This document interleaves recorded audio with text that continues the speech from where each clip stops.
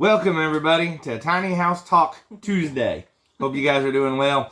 I know we haven't done very many videos in the last week or so. We have been in revival, and the revival has been going very well, I do believe. And we're still in revival. And so while we're in revival, we may not get as many videos out. However, we did want to do our Tiny House Talk today. I know I didn't do life lessons with the animals yesterday. Hopefully one of those might come this week, and we got some other videos that we may do this week. But we're just really busy right now, which means it's hard to do videos. It is. Yes, and we're fixing to get busier because I was looking at the garden the other day, and I told Melissa, I feel like it's like the calm before the storm, right? So like we got cucumbers on that are like this big, right? All kinds of blooms on the green beans. We got a few green tomatoes and peppers on, those kinds of things, right? Yep. But the title of the video, right, or in the title, what you've seen is freedom, right? So today we want to talk about how our living in a tiny home has helped us have a lot of freedom, right? In a lot of different ways. And so we wanted to talk about that this morning.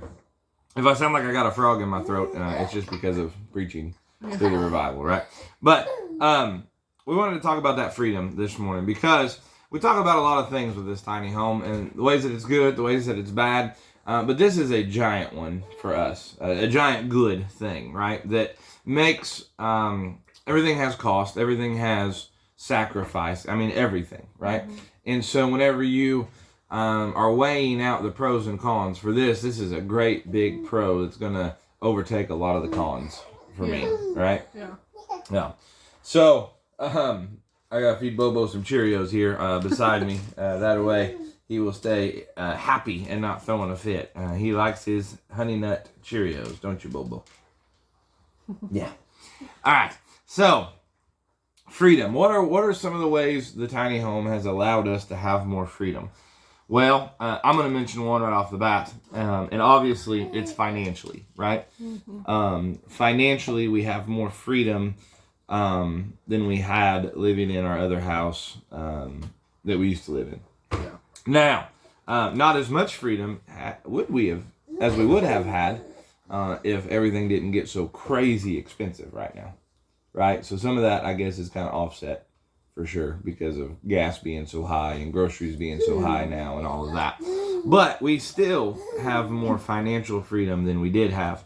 And I'll give you a prime example. We are planning on getting a greenhouse, hoop house greenhouse type thing this fall to try to do some winter greenhouse plants and then do some seed starts for our own garden. And we're still praying about it and thinking about it, but we may try to sell a few seed starts just to not make a huge profit, nothing like that, but to pay for our own. I'm big on trying to make things pay for themselves. Yeah. Right? And so if we can make the garden pay for itself, and part of the way it's paying for itself is by us selling seed starts so that we have money to buy other things for the garden, such as T-posts and fencing and maybe even canning supplies. Right? So canning's not free. You got to pay for salt and sugar and those kinds of things. If we can sell enough seed starts just to pay for that stuff, that would be worth it. Mm-hmm. However, in our old house, we would not have had the financial freedom to even consider buying a greenhouse, right? And so we at least have that on the table right now and something we feel fairly confident in. And see, here's the funny thing about it, is now we have the financial freedom to potentially purchase a greenhouse this fall, right? However, that greenhouse is going to pay for, even if we don't sell any seed starts, for the plants that we have to buy, right? Including that and maybe some fresh. You can grow things in the wintertime. Some of the lettuces you can grow and turnips and carrots and some of that inside the greenhouse without having to heat it. And so just doing those types of things, literally one winter and one spring of doing our own seed starts, it will have paid for itself, right? Just in that. So by having more financial freedom to be able to buy something to help us out in the long run, it will give us more financial freedom. Even further down the road, we'll have even more freedom financially because of that being able to help us. And so that's one of the ways that our tiny house has helped us have more freedom, if you will, and it's been financially, right? The kids are super excited. We had been throwing around getting a kiddie pool for the kids to play in.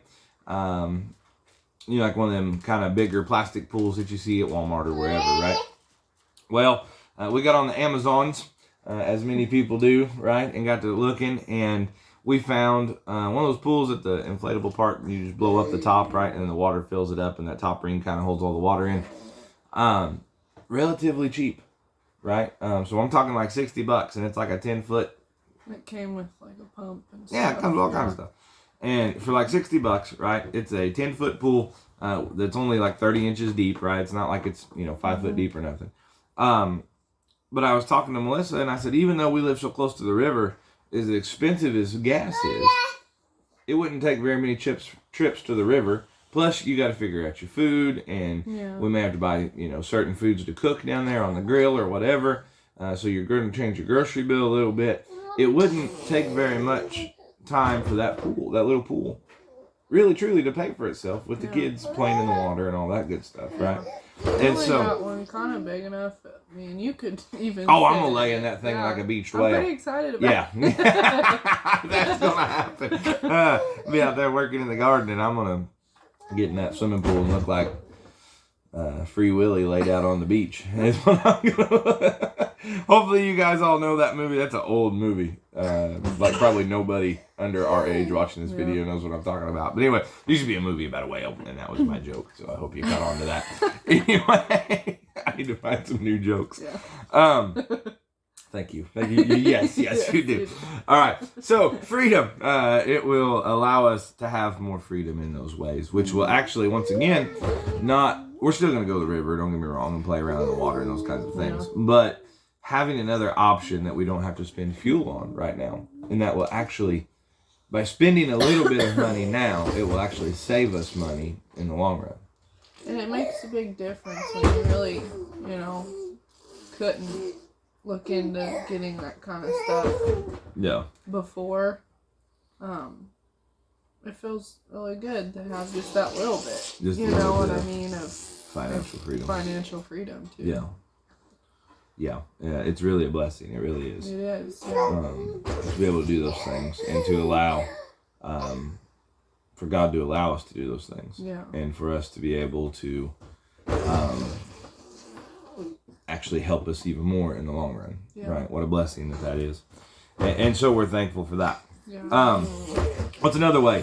Obviously, it's a little house, right? It's our little home, as Luella would say, right? Mm-hmm. And so it doesn't take very much to take care of it, to keep it up, right?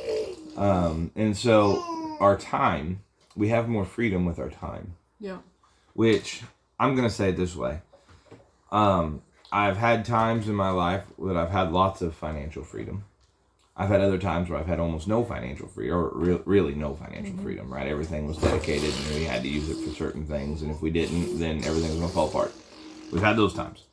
I've had times in my life where I had more time freedom, and I had times in my life where I had less time freedom. I'm going to tell you this. Not having any financial freedom is tough. Not having any time freedom is even tougher, right? So you can, if the Lord will allow, you can always go make more money, right? You can find a way to go make more money, but you can't make more time. No, you can't do it. There's 24 hours in a day. There always has been. There always will be until it is that the Lord comes back, right? And so how you use that time, your time is so valuable, and how you use that time is valuable.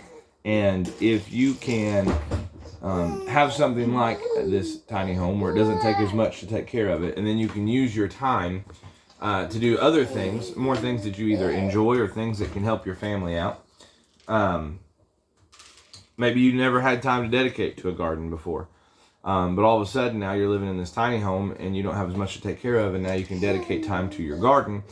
And being able to dedicate time to your garden then allows you to have more financial freedom because you're not spending as much money on groceries. You understand how this kind of begins to snowball into a way to help you out, right? And not only gardening, but like right now, we are in a revival.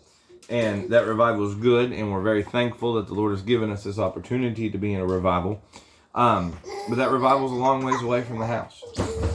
And so it's easier to keep up with the house, having late nights and early mornings and those kinds of things. It's easier to take care of the house now versus if we were in a bigger house in a bigger situation, right? And so it allows us to have more freedom that way. Bo is going crazy over here. I don't know what's in these Cheerios, but he is amped up. Why don't you go get him? Can you go get him a toy, little bug? Thank you, baby doll.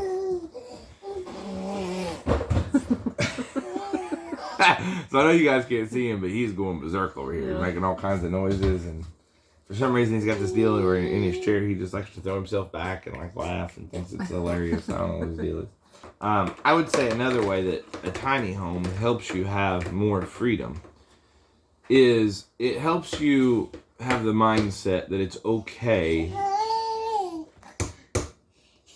It helps you to have the mindset that it's okay. Who else playing with Cheerios? But it helps you have the mindset that it's okay to break the mold, right? To be different. Whenever you live in a tiny house such as ours, right? You're already different. You're already broken that mold, if you will, right? And you've decided to do life drastically different than the majority of the population, right? Which is funny because like the size of tiny homes used to be like a norm. Yeah, and I even had usually like for a house, We have some friends that have one, and they have said, right, it's hard to call it a tiny home because, I mean, it's less square footage than what we previously lived in, but it's not like it's, so there's a lot tinier tiny homes than what we're living in. Oh, yeah. Right. Like little hunting. Yeah, some people, is that what you mean? Yeah, and some people even have like, mostly like single people or couples with no kids, right? And they'll have like a little bitty trailer thing they pull behind their car, right? And they're living life to the fullest. Don't hear what I'm not saying, right? It's the life they've chosen to live, and they're liking it. But it's basically just like a camper, right? And I've talked about like, we have 3 kids, and some people look at me like I have, 2 heads, because we're doing this. I only see one. Yeah. Because we're doing this, and I get it, it's crazy. But like it's the norm for us, and I've talked to him about one day, our kids won't always be here. Yeah. The kids were staying with Grandma one night when we first kind of got livable here, and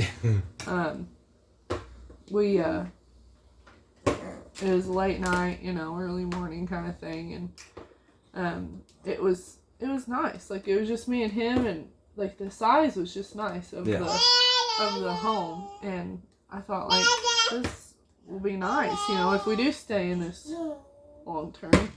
Yes, absolutely. If we pray about it and think that's what we're supposed to do. Like I think it just felt kind of freedom, about it. Like to know that like we'll be okay later down the road too. You know what I mean? The kid's situation isn't going to be forever. It's actually a shorter time than when it will be just me and him. That will spend the rest of our lives. If you put it in that perspective, I guess. Even if you didn't, so what we did was we bought one of those shed things, right? And we turned it into a home.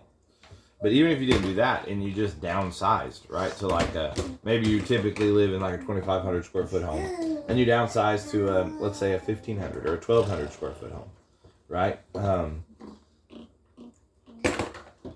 Kept everything else the same, and you just downsized. Yeah. How much freedom that would actually allow you to have, right? It does, yeah.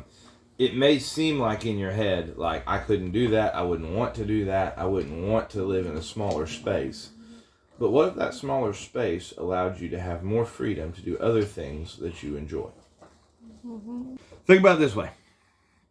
I had the local assessor's office call me right after January 1, basically, right? And they were like, they're asking me questions about, I want to know if our house was livable for tax purposes this year, right? And whatever, they called me, they said, hey, is your house livable right now? And I said, well, you're going to have to define livable because, I mean, I got a tent that we could live in if we had to. What do you mean livable, right? It was not that long ago in human history. You understand that as far as human history goes, the time we're living in now, where we live in these great big structures, even ours, I would say, could you imagine taking somebody from maybe 200 years ago, 150 years ago, you bring them into here and they're going to be like, hey, this is a pretty good sized house, right? Like, human history, the time we live in now is the shortest time of human history of the way that we live now in these structures that we call homes, right? And so when you start to grapple with the idea of like, people haven't always lived this way, and quite possibly maybe people that lived differently years and years and years and years ago, while they had a tougher life, maybe they were more satisfied, maybe they were happier. Yeah. Right? We talked about last night on the way to revival. Wasn't that long ago, everybody had, or most people, not everybody, but most people had dirt floors in their house. Right?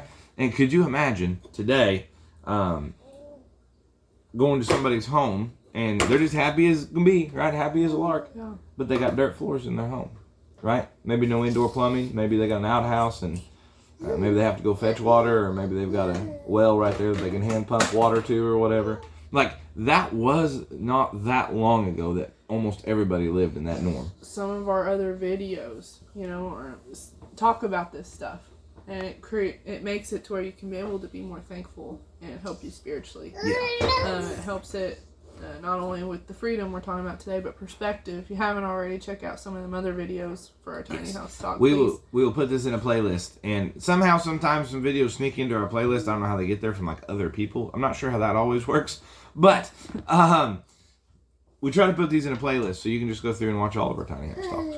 Yeah, but all of those I feel like go hand in hand. You have a different perspective. You become more thankful. You become you begin to have more freedom. I know it wasn't long after we moved in here, like I felt it. Yeah. Like I felt more freedom, honestly. It's almost like your brain's in this jailhouse almost, and it's just like God takes that jailhouse and like he did for Peter, right? Yeah. And just brings you out of it, and you don't even realize. So Peter, the story of Peter in the Bible when he gets out of jail, at least one of the times, is like he's like walking out going, is this a vision or is this really happening, right? And it's almost that way whenever it allows you to break that mold, right? And allows you to start thinking differently.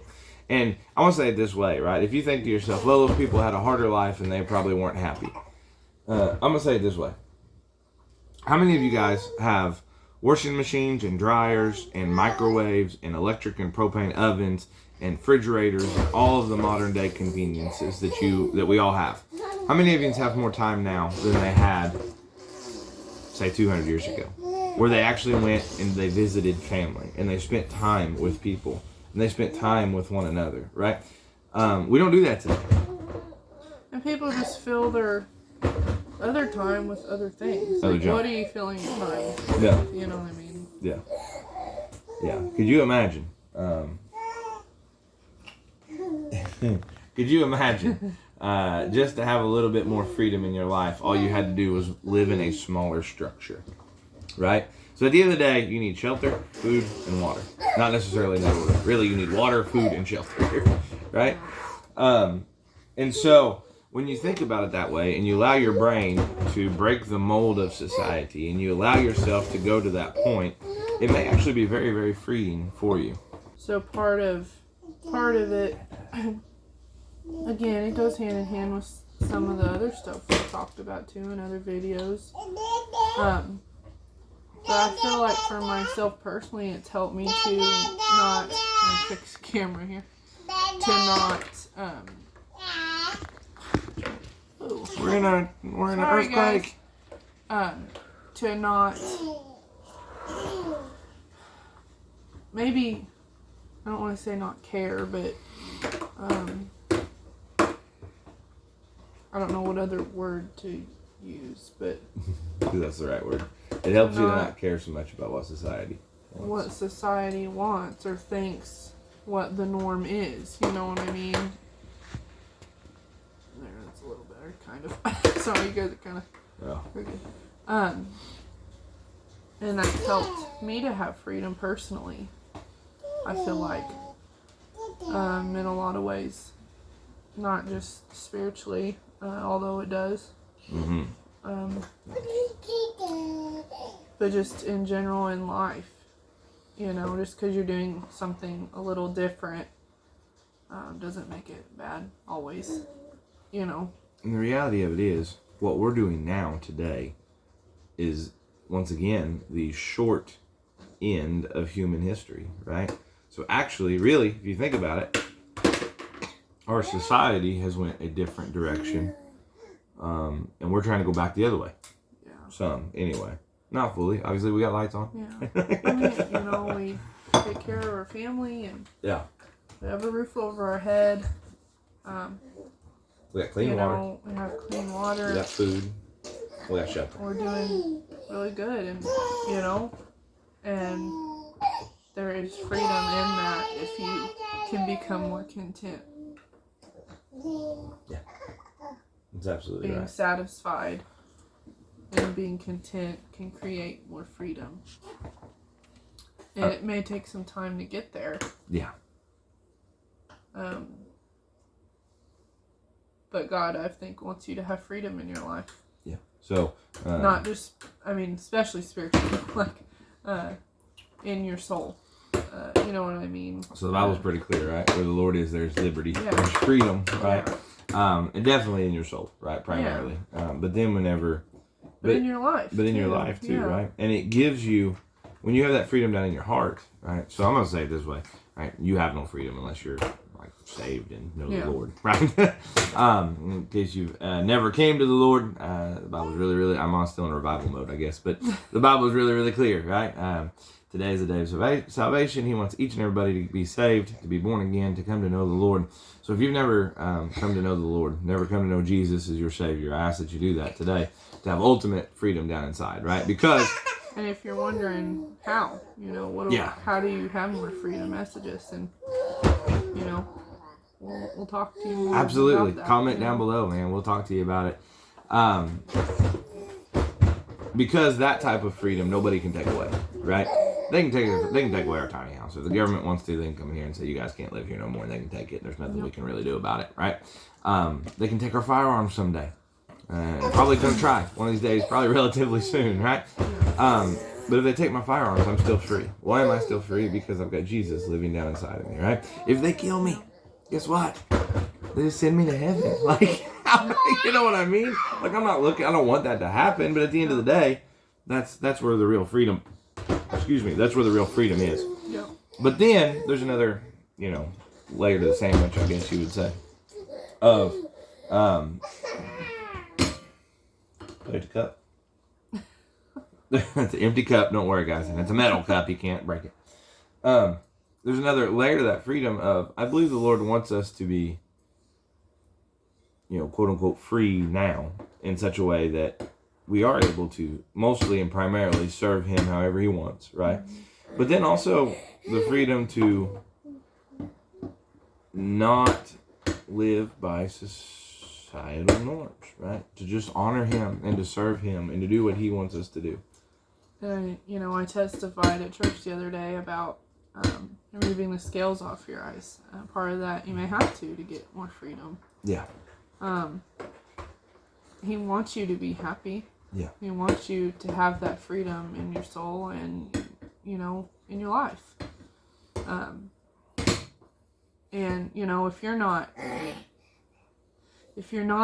creating your life in a way where you can serve God more freely, I don't know what we're doing as Christians. I know that sounds really mean, but preach. I just like preach. It kind of hits a nerve on me, I guess, because what are we doing if we're not changing, revolving for God? You know. I don't know. That's just how I feel about it. I don't think I need to say anymore. I think she said it all.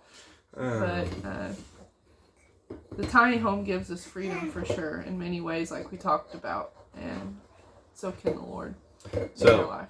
Maybe I can try to to put a bow on this, if you will. Yeah. Right. So the Bible says it's not just those that hear the word of God, but that do it. Right. Yeah. That actually put rubber to the road, if you will. They actually use whatever the Lord's given them to do what the Lord calls them and wants them. But they actually do it. And I'm not saying, like, I have been totally guilty of not doing anything. Yeah. I have. No. He has. Yes. We all have as Christians, and so don't think like I just do it all, because I don't. No, we There's mess up a times lot. when I fail and I don't do what I should. I don't grow in Christ, and that's on me. Yes, we all fail. But that's part of growing is failing, right? Yeah. If that makes Exactly. sense. That's part of growing is messing up and learning, right? Our kids mess up all the time. Why? Because they're growing up. I still mess up all the time. I've got nesting boxes in every one of the rabbit hutches right now, and I haven't told Melissa this. She's hearing it first time, like you guys are, because I couldn't remember which ones got bread and which ones didn't. That doesn't surprise me. So I was like, well, I'll just put nesting boxes in all of them and we'll see what happens. Well, we had a bunch of stuff happen, and we actually lost one of our breed males during that heat, real high heat. So did somebody else I was talking to. Yeah. So Ralphie, we call him Ralph.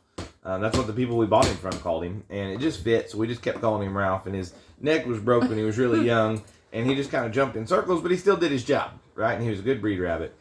And I checked him that morning, give him water that morning, and then we were gone the rest of the day. And when we got home that evening, before dark, we got home, and he was dead. And what it looked like happened to me was he was jumping like he always did sideways, and he got his foot hung in his pen, it looked like, and he just couldn't move. I don't think you told me that. Yeah, because his foot was sticking out of the pen the way it was whenever. Aww. Right? And it looked like he just got stuck in the sun and just could not get cooled back off, Aww. and he passed away that way. Which is the reality of having animals. Like, these things happen every once in a while, right? If he was able to move around and get laid out different and all that, he would have been fine, just like the rest of the rabbits were fine, because all the rest of them were just fine. Either that or he just finally, like had a heart attack or something and died. I don't know. But, where was I going with that? Uh-oh. We need to kind of wrap it up. Yeah. Probably. But anyway, we lost that rabbit. But I completely forgot where I was going with that, so it must not matter. I was talking about failing, right? So we failed in that day, right? That rabbit died. We failed, and so we learned from it, and we go on, right? That's all you can do. Failure, not doing something right, I think, doesn't really equal failure in the way we think about failure, right? Doing something wrong just means you have to do better next time, right? Guys, hopefully this video will help you break the mold of society. Hopefully this video will help you understand why somebody would want to take a 14 by 32 shed building with 2 lofts and make it a home. Hopefully and if God is moving on your heart, and I'm not saying that these tiny houses are for everybody, and it's not how everybody gets freedom. I don't even believe it's the will of God that everybody live in a tiny home, right? Don't hear what I'm saying. Not saying. I think that there's some people that the Lord wants to have different houses and different, right? So the one I always think of is like, I could totally see where God would want somebody to live in, say, a 5,000 square foot house and help house missionaries as they come through, or maybe they take in a bunch of orphans or something. Like, I could see that, right? So I'm not down on you if you're not living in a tiny house, right? But this I will say, I hope this helps you start thinking about your life and about serving the Lord, and if you have the freedom to do that, and if the Lord is moving on your heart to do something similar to what we're doing, whether that be a tiny house, or whether that be living in a camper, or whether that be buying an RV and traveling all over the world preaching at camping sites as you go. You know people that do We that, do know a family that does that, yeah. Whatever it is, we just don't want you to be afraid to do it. Because one of the things that is a pet peeve of mine is whenever we allow fear to control us, right? Whenever, if one of our children doesn't want to do something, that's one thing. But if one of our children doesn't want to do it just because they're scared, that's a whole nother ballgame to me, right? Yeah. And so we want to help conquer those fears. We have a child that conquered some fears this week and rode in Papa's big tractor, right? Yeah. Yeah. And that's what God wants you to do, is conquer your fears. Through you Him. know, Yes. If he wouldn't put you in that position to do something, if he didn't think you would do it, if you could do it, Yeah. you know? And him giving you the power to do it, right? Yeah. Him giving you. So that's one of the great things about serving the Lord is his strength is shown through our weaknesses, right? Yeah. And if the Lord wants you to do something you don't think you can do, you're probably right. You can't do it by yourself. Yeah. And he wants to show his power through that, right? And so if we can be a testimony in a 14 by 32 home, then you can be a testimony as well, right? And we ask that you seek out whatever kind of... Ignore the crazy in the back. That was that metal cup I gave him. Good thing it was metal, right? We hope and pray that you're able to enjoy whatever freedoms the Lord will allow you to have. Yeah. Amen? Amen. All right, guys. Thank you guys for watching. Sorry there's not been as many videos, but I'm not sorry because of the work that's being done at that revival. So I'm kind of sorry, but I'm not really sorry, if that makes sense. Be praying for it if you can. Absolutely. Be praying for that. And if you can come, I encourage you to come. Once again, comment down below. We'll be glad to give you directions if you live in southern Missouri at all. You're at least closer. All right, guys. Thank you guys for watching. See you guys. We'll catch you next time. Love you guys.